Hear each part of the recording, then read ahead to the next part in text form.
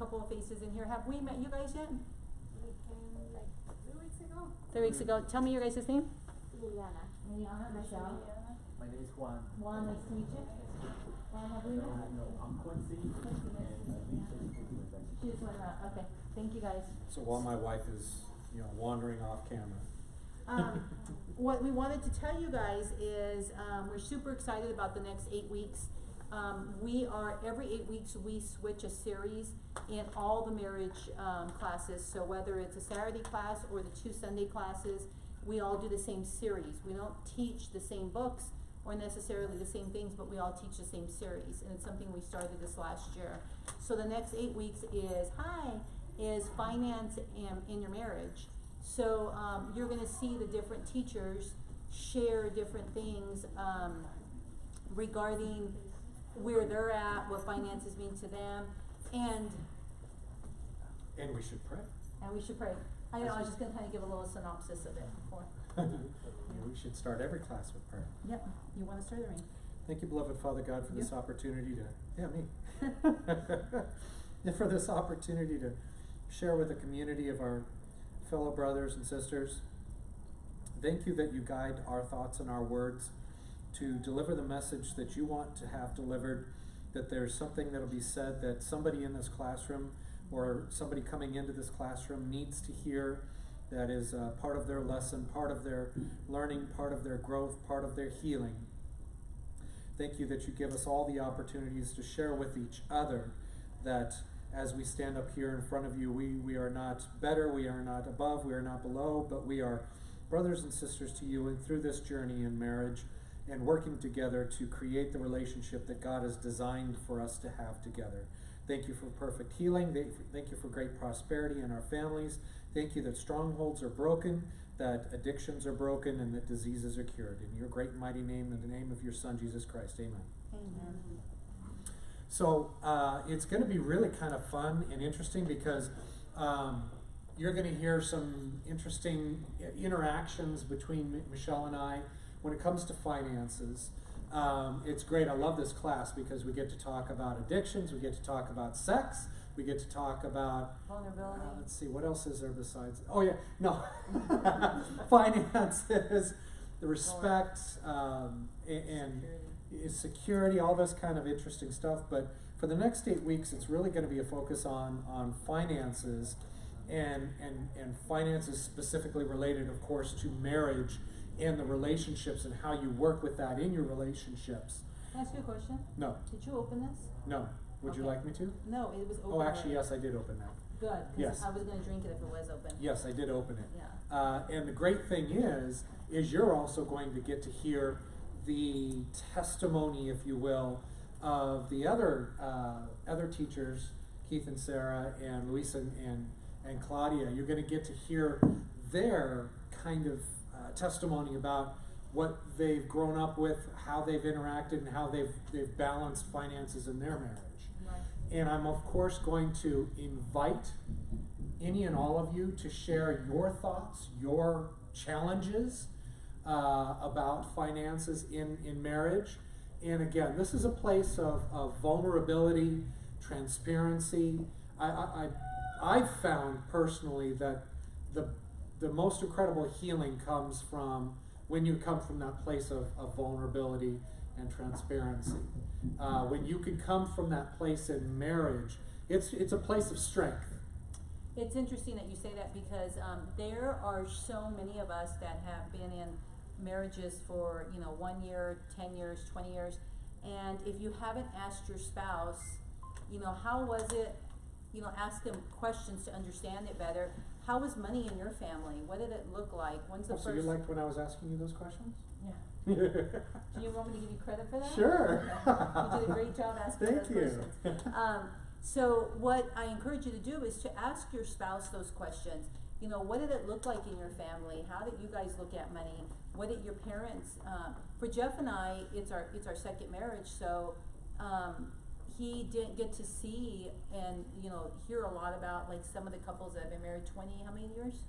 20 years now. 20 years that got to see my mom and dad and talk about that stuff with them. So it's great to sit and ask, what did money look like to your family?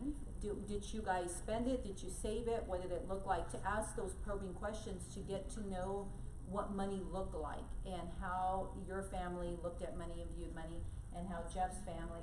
I'm Hispanic, for whoever doesn't know. We grew up in Hispanic world, not all Hispanics, world. but in Hispanic world where It's a we different make world. it and we spend it. We make it and we spend it. We make it, spend it, and share it. And I always joke with my white husband, I'm like, you make it, you save it, and you guys don't wanna share it sometimes. And he laughs. That's part of my lesson.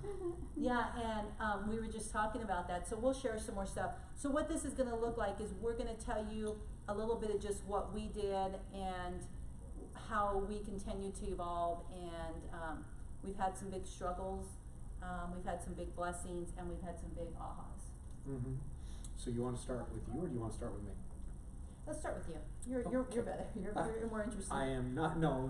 The no, money no, part is more interesting. No. The money Okay. part. So I grew up. My mom was a single mom from when I was 4 years old. She was a hairstylist. Didn't make a whole bunch of money. My understanding is one of her best years, she made about $18,000 or $19,000 in that year. 2 sons, high school, junior high, elementary school. She did a fantastic job of making it where it didn't seem like we didn't have a lot of money.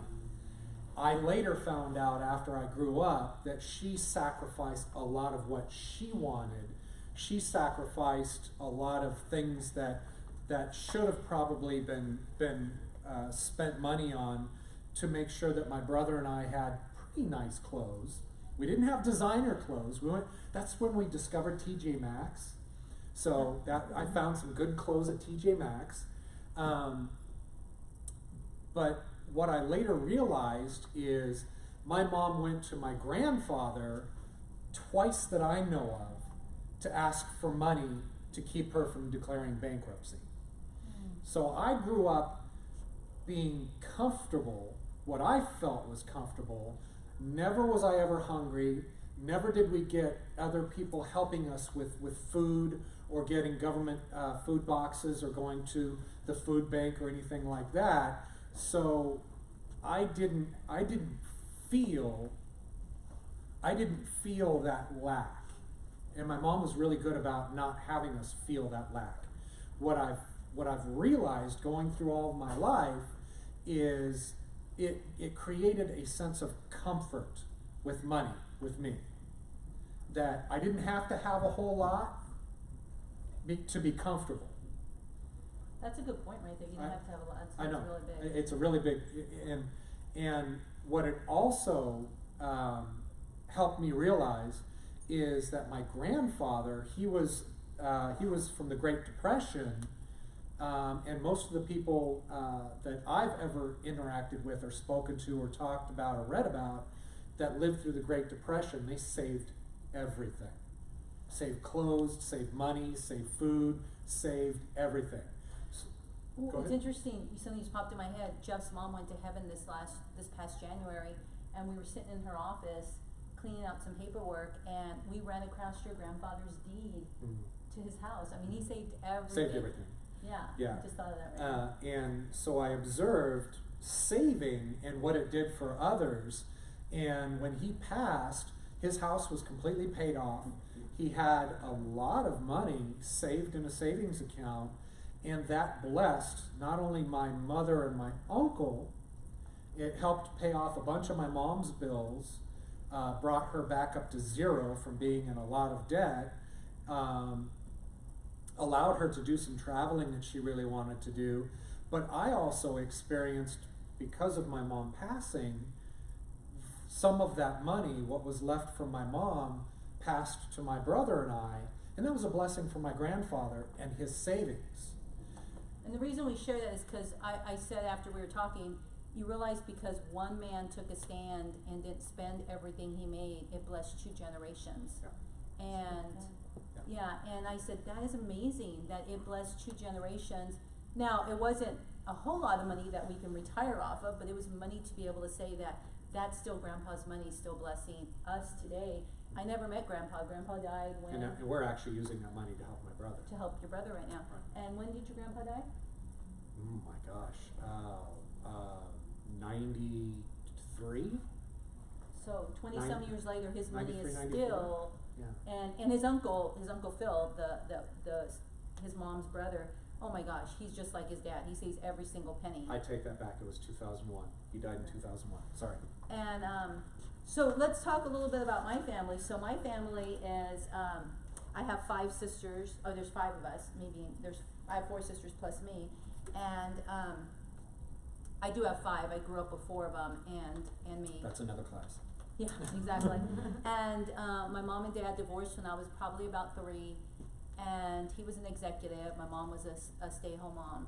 And as we grew up in the same house that my mom and dad bought together. So as we grew up, that house, of course, got older. We got older. I had a single mom until my stepdad came in our life. That we grew up very, very financially strained. I grew up where we would have money and then we wouldn't have money. We always had a roof over our head. So she always kept a house and we always felt safe and all that stuff. But I remember getting food boxes. I remember food stamps.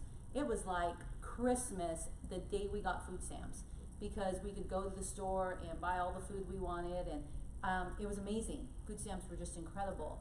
And I remember growing up, like she would work and then she wouldn't work and then she would work some more and then she would work, and we would say, hey, can we have $10 or something like that as I started to get older. And we were so disrespectful with the money I would get in her purse. And I remember just taking like all her coins, and I would take sometimes $20, $30. We never respected money. She never taught us how to respect money. I never respected money. We grew up I remember walking in one day, I told Jeff this was a defining moment for me. I don't remember how old I was. I might have been 10, I might have been 8, I don't know. But I walked in and she's talking to my aunt. In Hispanic world, we let people live with us. Like if your aunt or your sister or whatever, they can't pay their bills or they lose their house, they're like, whoever has a house, they come and live with. So we always had people coming and staying with us because we always had a house. So I walked in and my aunt was there and my mom was there, and I remember as a young child, my mom was telling her how much money they can get if they went and donated blood. And I felt so sorry for her that she had to go donate her blood to make some money for us. And it was a defining moment, I told Jeff, because as much as I felt sad, I said I would never put my children through that. And so that became a norm for you. Something that you brought forward. Mm-hmm. Okay, so. And just like you had Grandpa, I had my grandma, which is my mom's mom. She lived on a fixed income, probably $400 a month. She never ever act like she didn't have money. She always would buy us candy, would always take care of us, would always end up going and spend the night at grandma's. So even on that little fixed income, like your grandfather, they always seem to make ends meet. But going back and forth, so that's the difference between our families. And that's what we brought into our marriage. We brought those financial viewpoints into our marriage. So her defining moment of she would never allow her children to have to go through what she went through. She has a drive built into her because of those experiences financially, where no matter what, she knows she can go out and she can make money. And she can. She amazes me. Which has caused fights for us. It has. And this is one of the great things to be able to have these conversations and to talk about. What does that history look like? Where does that come from? How did you grow up? What did you experience? Did you have all the clothes you want, or did you have to survive? I mean, you talk a lot about taking showers and brown covering one of your walls. Yeah, Mold. I remember we had 2 bathrooms and we were down to 1, but I would go to my mom's bathroom and there was mold. I didn't know it was mold at the time. And I used to talk to that mold. I'm like, if you don't touch me, I won't touch you. And it was green. And I know all these years later, it was mold. And, it was mold or wait for that other bathroom for my sister to get out. I'm like, I'm not going to touch you. You don't touch me. But it's amazing what we go through. And I didn't know, because all my friends that lived in that area were all in the same position. We were all pretty much they struggled too, and we didn't know we were struggling, so my mom never made us believe we were struggling. She never made us believe we were poor. I never believed that. I just thought it was normal. I thought everybody got food stamps. I thought everybody, what was interesting, I tell Jeff, is that another defining moment for me is our gas would get turned off, and I would boil water and take it in the shower with me. I didn't know that that's not normal, that people get their gas turned off and you go boil your water and you take a warm shower. And my kids looked at me, I have a 26, 27, I know we're kind of jumping around, and we were volunteering one day at the Houston Food Bank, and he said, Mom, did we ever eat out of a food box? I said, you guys never did, but I did. And I tell Jeff that I have such a drive because of my experiences, good and bad. I love them. It's also sometimes not healthy, because Jeff looked at me one time in a class. I'm glad you went there. Jeff looked at me in a class, and it makes me want to cry because I was so mean to you.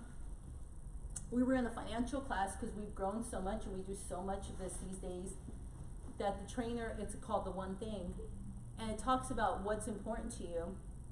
And I put $1 million down. My goal for 1 year is $1 million. And we tell you guys these numbers not to brag. We tell you about these numbers because of what's psychologically happening to us.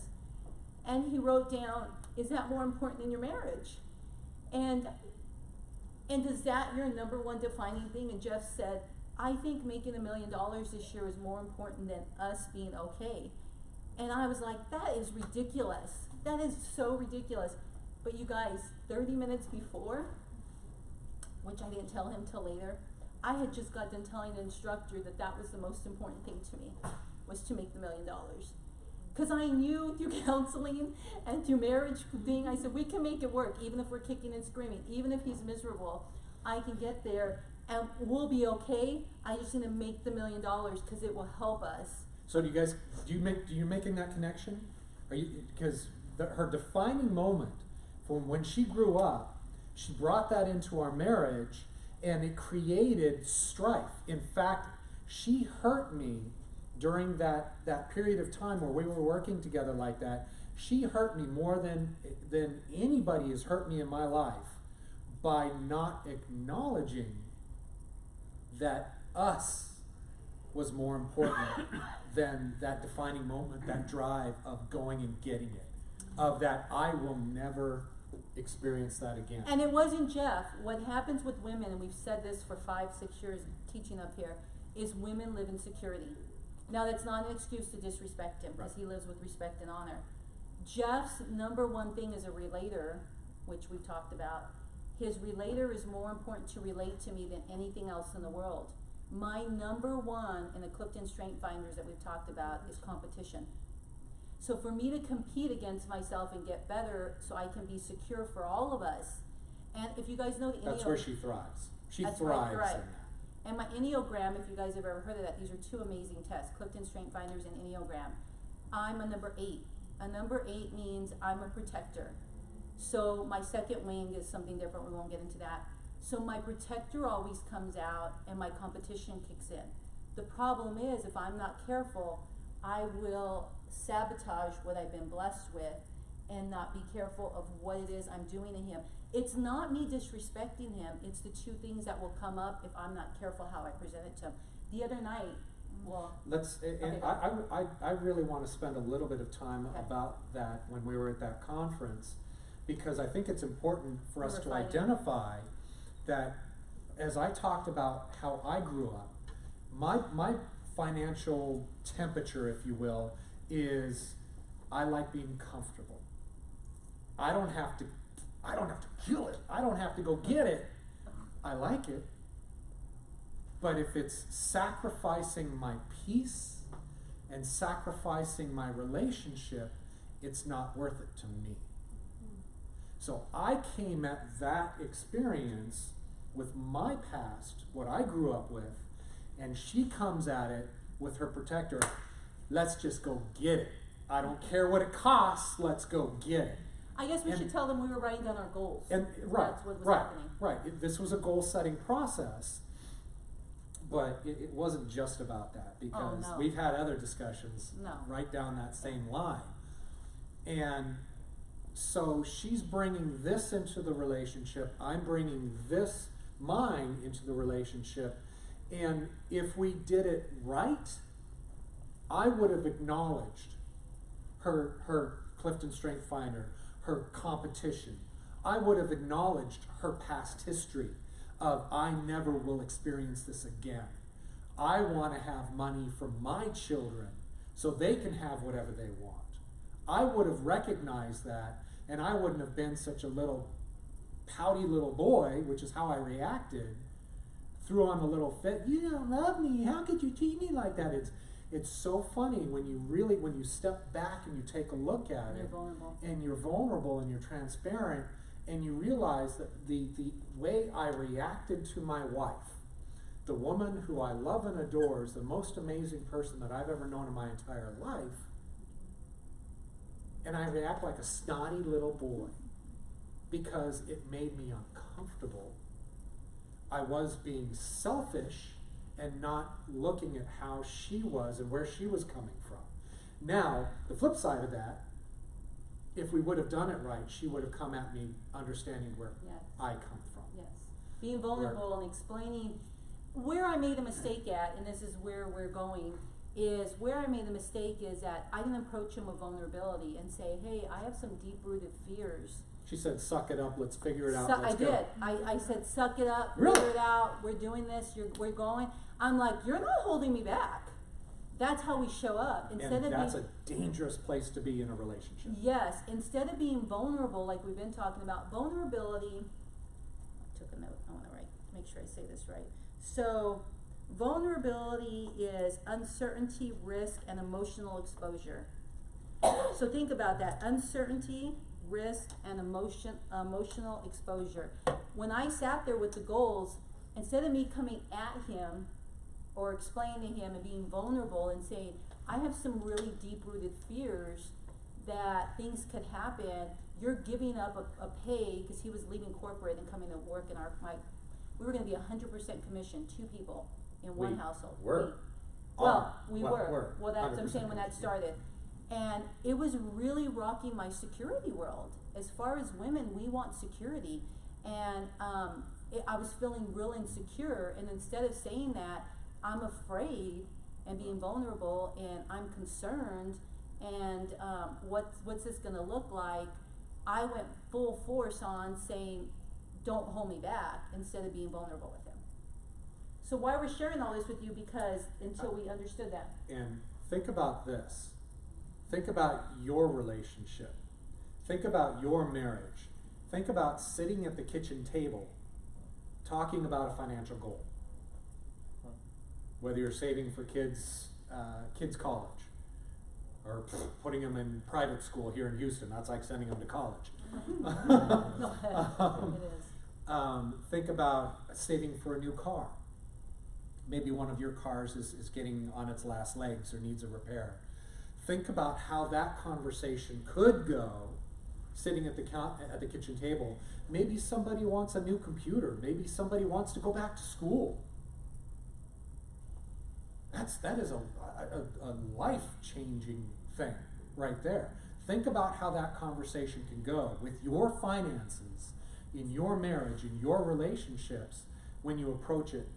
And we gave you one scenario, but don't let us fool you, because what we're saying, it shows up in every money talk with us. Right. We had the same discussion over our oldest son needing a cell phone because his cell phone bill, he didn't pay for it. So when you show up this way, whatever way you show up to your spouse, it may be a goal, it may be going shopping, it may be vacation, it may be as easy as a cell phone bill. That situation with the cell phone bill turned into 2 days of discussion, of disrespect, and because we showed up the same way. And her personality type, again, was competition and strategic. And I credit her. She has the ability to think through different processes of, just think through it really, really fast. I have more of a linear mind, and I need it to be a joint decision and a joint discussion, and that drives her bonkers sometimes, because she's like, let's just do it. Let's just do it. We were first dating. I would ask him something like, hey, do you want to go to dinner with Luis and Claudia? and he would stand there for a second, and I would be like, what the heck, do you not, I'm Don't like, you do you like not 'em? like them? That would be, I'm like, can you, and, I didn't know there was a such thing as you hear the question, you process it, and then you give an answer. I'm like, who does that? You know, I'm like, Yep. give me an answer answer. now. Give me an answer now, and we And found what our I was fun. doing, I was thinking, okay, so they want to get together when? Do we have anything planned? What's on our schedule? Do I have anything that I really want to do? Does she have anything that she said she really wants to do? So I used Do to I tell have them, any laundry that I need to do? Do I have to plan for the next day? I've got you see about my pain? You see my pain? You see my pain? That's So- true. That's what's going on. And I used to say, do you, wait, when first thing I would ask him a question, I'm like, do you think about what I want to hear? Right. And then you say, he's like, no.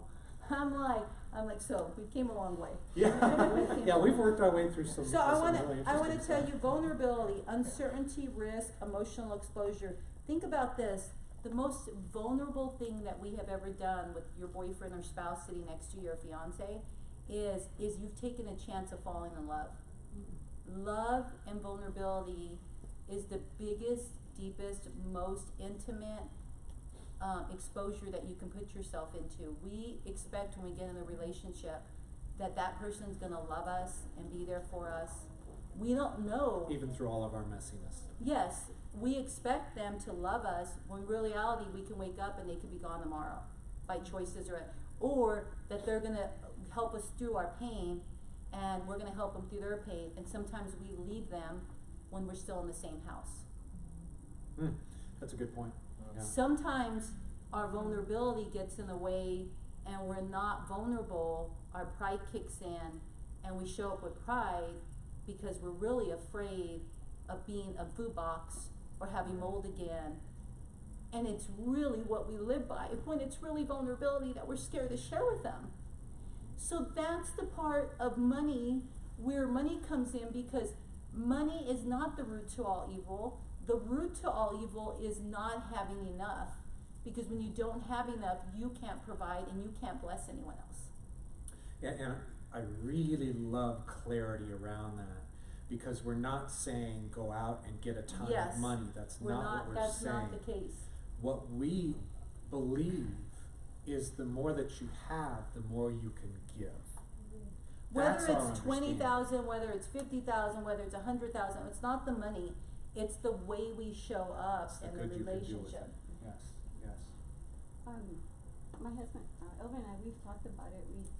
We reflect on my parents, because my mother, you know, from an immigrant with nothing, with no papers, bringing me, taking care of me, having 2-3 jobs, married my dad, of course, my stepdad, and along that way, she never wanted it, because she lived in a small little house with 12 other people, because of siblings and her 2 parents, and not only that, in a dirt floor, she never wanted to go back.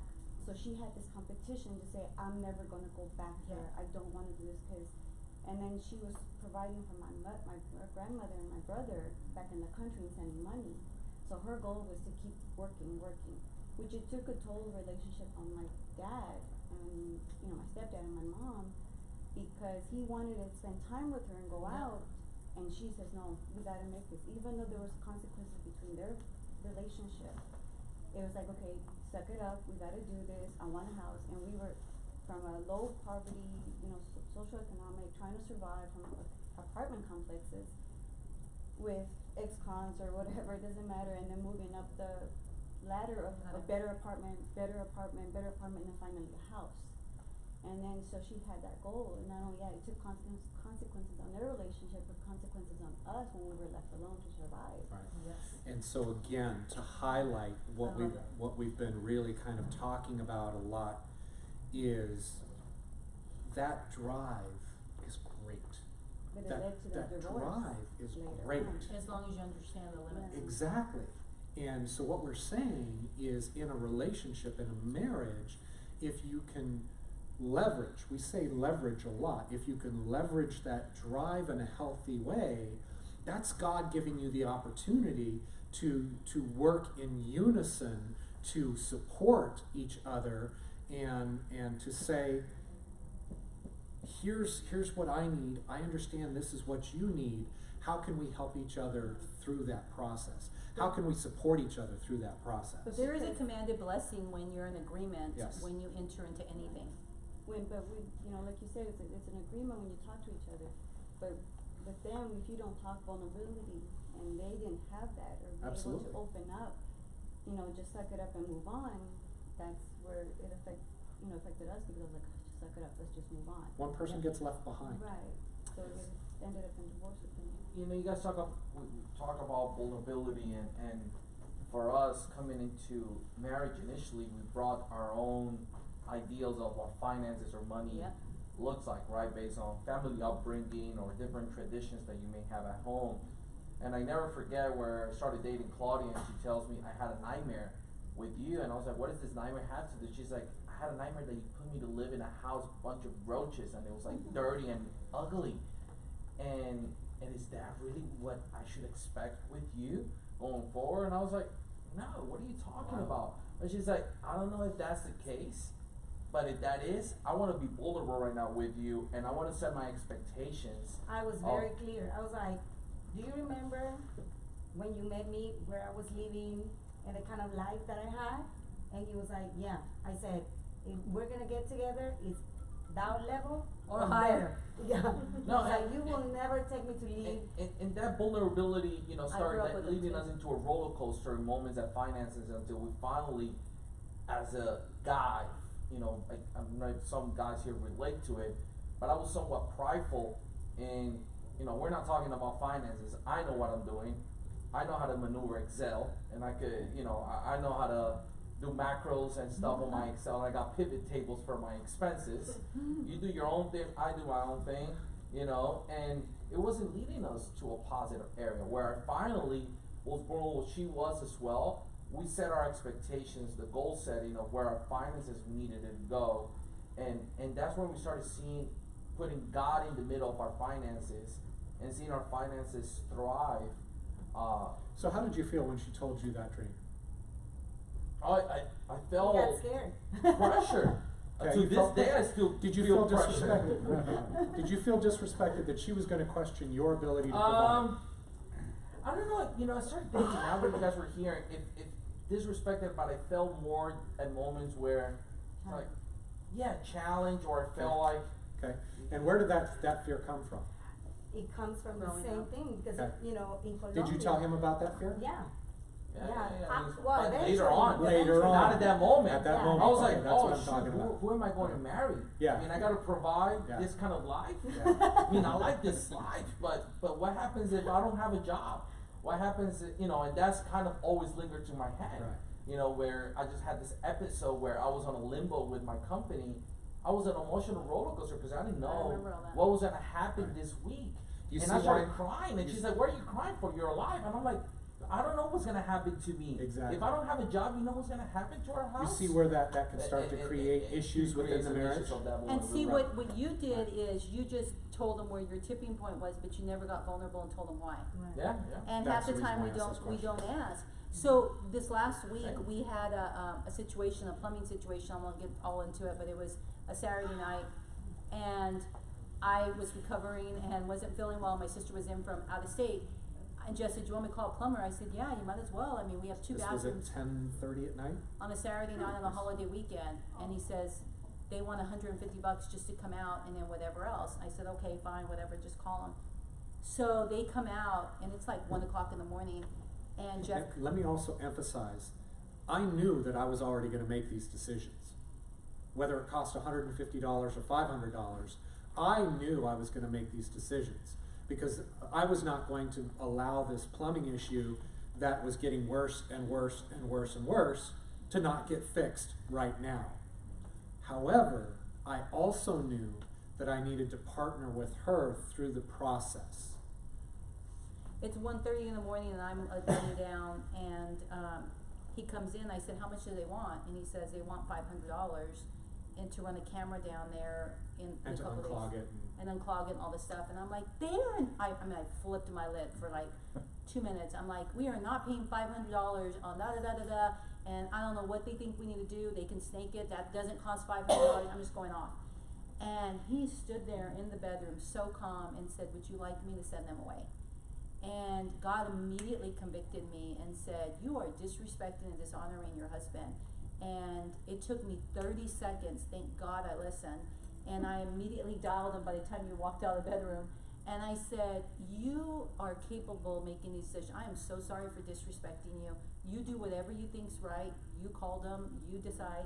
And that's where the competition and protector, also comes into play too. Sorry. the competition and the protector, I'm like, oh, I want to attack. And it's like, it's not at him, but unfortunately he does get it. And protector. And the protector. And instead of me saying, hey, I'm a little afraid right now that they're going to take advantage of us at 1 a.m. and we need these bathrooms to work. And I know he's capable of doing that, but that's the part as a wife that we need to step back for me and to say, do you got this? Do you need my help? And if he says yes, then go. Don't go after and tell him what to do. And because Claudia, it's I not put in the good. seatbelt on the kids. Put sunblock. Yes, I know. Maybe I know. Let me just say it. I want to be able to tell you 100 times to do it. Because what happens is all it does. I got it. What happens is we Thank you for sharing. we cut them down and we control them, and then we look at them and do this. What is wrong with you? Why can't you make a decision when we won't even let them make a decision? You know, so I apologized, and he's like, thank you so much for doing this, and he handled it, and God's like, woo, girl, you got that, because I'm going to make you go around that mountain again.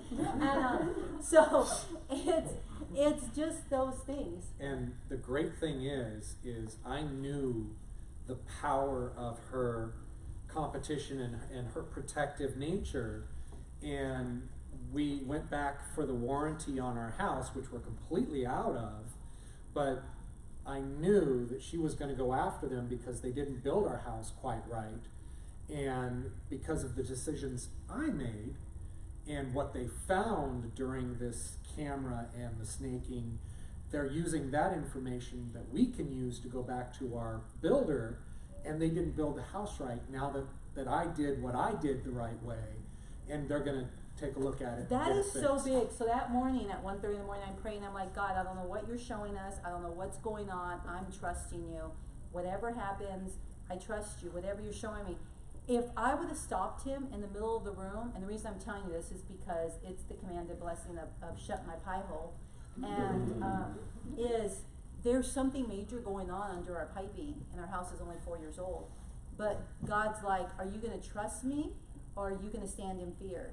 And the minute I got out of fear and said, I trust him and I don't know what's happening, we would have, if he would have sent him away, we would never know what was going on under there and what was happening, because there is something happening. And now the builder's like, okay, so now we needed that to happen Right. to show the light on the other side. Right. We stop before we get the full blessing. Right.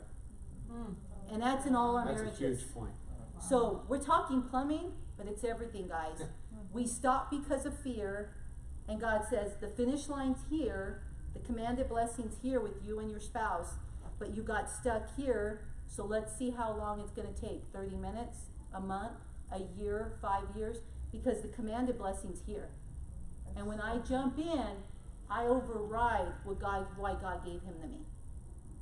And I learned, and thank God I learned that night, and I fail sometimes, and sometimes I do it right, and he is a man that can make decisions.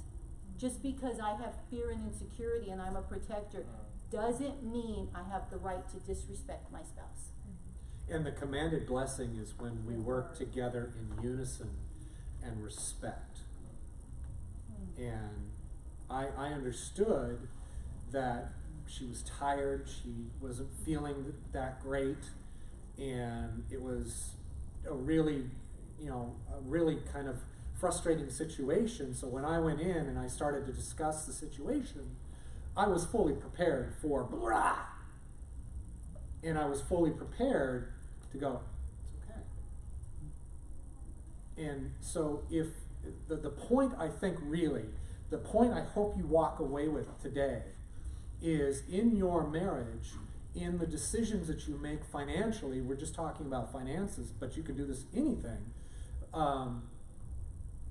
Think about the commanded blessing that's waiting for you when you can come together and make those decisions together. There may be a little bit of sacrifice involved on one person's part. There may be a little bit of sacrifice on both of your parts. But when you come together and work through with that and understand each other's personalities, understand each other's gifts, understand each other's challenges. We're going to continue our story when we teach the next time, but here's what I want to tell you, is we talked about the last couple years. When Jeff proposed to me 10 years ago, 11 years ago, we'll be married 10 years this coming year. I had gone through a divorce, and I entered into the marriage having two houses. One had already been foreclosed on. The ex-husband was living in the other one. I had 2 teenage boys, and I had one paid off vehicle, and the ex had the other vehicle. I came into this marriage, everybody questioned this man, my sisters. Like, why would you marry him? Why would you? I'm like, he's taking all the risk. I have boys, I have an ex-husband, I have no credit. He had to put everything under his name. So what happens is their family looks at credit and money and responsibility so different that I remember my mother-in-law that I loved so much. We were probably dating like 2 months, and she said, she knew I was having problems with my phone and my ex and all that. She just said, you should put her on your cell phone bill. You would think she would have said, you're buying her a house today cash. Because she was jumping up in joy that she would say that statement. And I'm like, we would do that for a stranger. But they don't work that way. So when he did that, it's amazing to think, I sit here today, 10 years later, thinking, your goal's not big enough. You don't respect this enough. When at the beginning, God brought me broken, no credit. Bad credit. Jeff reminds me, your credit went from like 480. 7 something down to 480. He knows the number. And he's like, you want to yell at me now that my goal isn't big enough for you? You have 480 credit, Michelle. And I loved you through it. And I'm like, still don't let the plumber take advantage of you, Jeff. And you know that we've talked about it previously in other classes. When you can come from those places of vulnerability and transparency and whatever the challenges that you have mentally, emotionally, physically, spiritually even, and you allow your spouse to stretch you and to help improve you, kind of walk you into semi-uncomfortable places or uncomfortable places, it's an opportunity for growth mentally, growth emotionally, growth spiritually, financially, growth financially. I would probably, in another universe without Michelle, I'd probably be in a really nice house, a comfortably nice house, driving a comfortably nice car. I'll tell you where he would be. He would be in a $100,000, maybe $150,000 house, driving a Toyota Corolla, and paid off. That's too slow for him. No, he would push Hey, it. I can drive a 4-cylinder. He would push it. He may have a Camry. It may be a Camry. It would be a Camry. And he would have his nest egg, and he would never work probably more than 40 hours, and he would never ever have stress. That's his world, and God said, well, let me see the Latina girl with you, because it's going to be total opposite, and let's just figure out this. But we balance each other. Right. God says, if he will give, and you give, and I meet you guys in the center, there's nothing you two can't do together. Right. There's not, but you two have to lay your pride down, and you have to lay your issues. Our biggest thing is, we're going to talk to you about tithing next time. That's been our biggest blessing in our life. And our biggest aha. And we couldn't get there unless we told you the backstory. And she drew me out of my comfort zone on that quite a bit as well. Yeah, so we love you guys, and we hope and pray that these are uncomfortable conversations, but that you sit and talk about your finances. And if it's finances, it's the same when you talk and sit and talk about sex.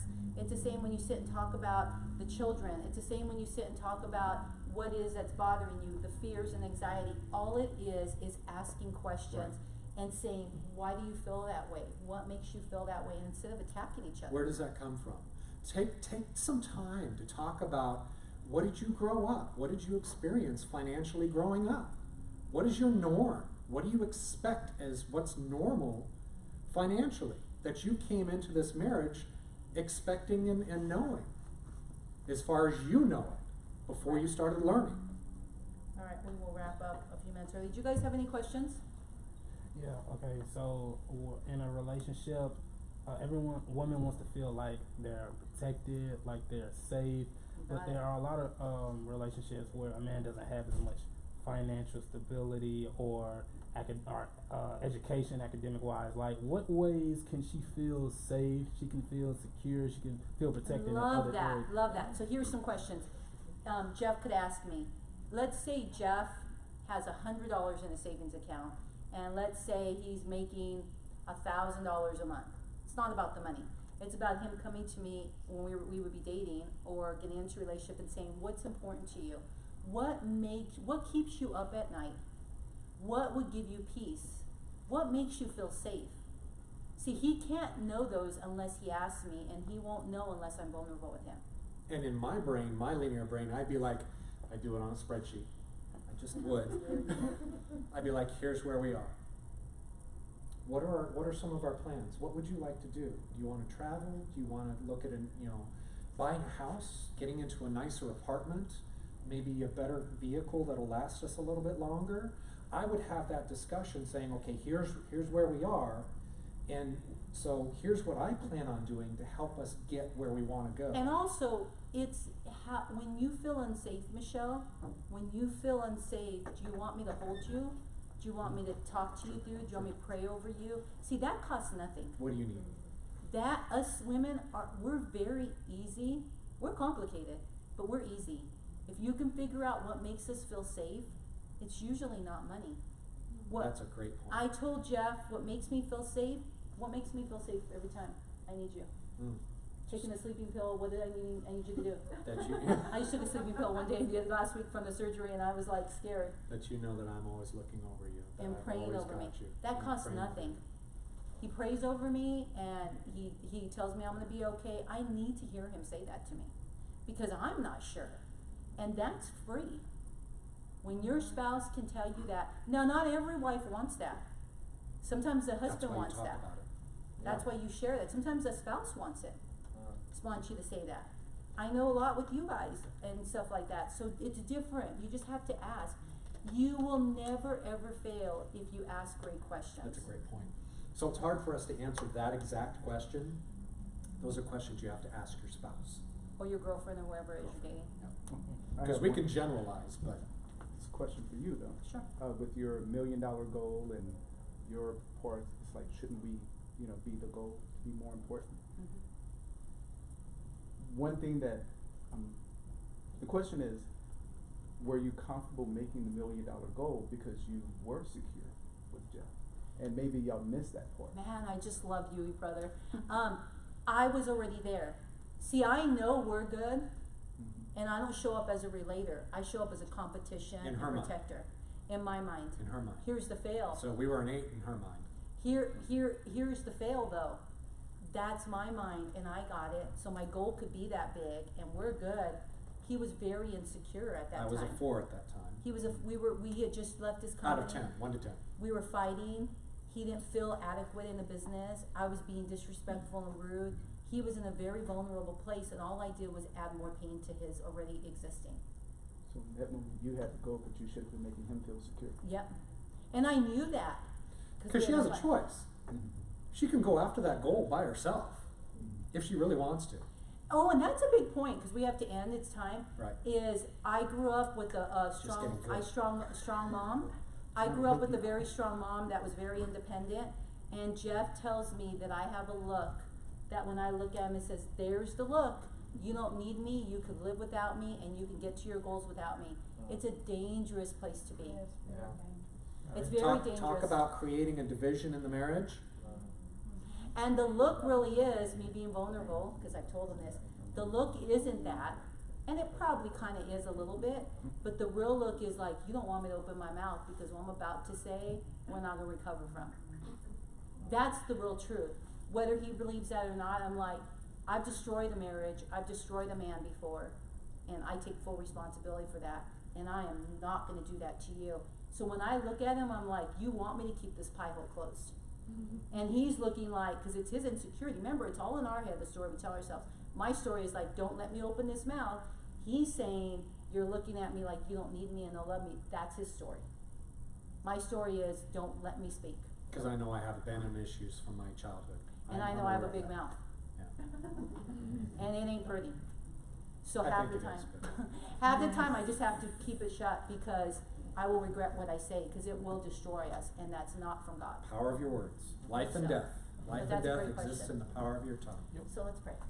Father God, we just thank you for being vulnerable today, Father. We thank you that it doesn't matter what the goals are, it doesn't matter what we're saying, it matters that we show up with love, grace, and mercy, Father. We ask you, Father, that you'll bless every marriage here, Father, that they'll look at each other and they'll be vulnerable with one another. They'll be safe and secure and feel respected with one another, Father. We know, Father, you're about love, peace, and joy. And we ask you, Father, what you started, you will continue to see through, Father. So we thank you, Father, that you will use Jeff and I in our story, Father, to bring you glory, not to be pompous or arrogant, Father, but to be love, grace, and mercy. We love you, we honor you, we give you all the praise and glory, and we give you all the victory. In Jesus' name, amen. Amen.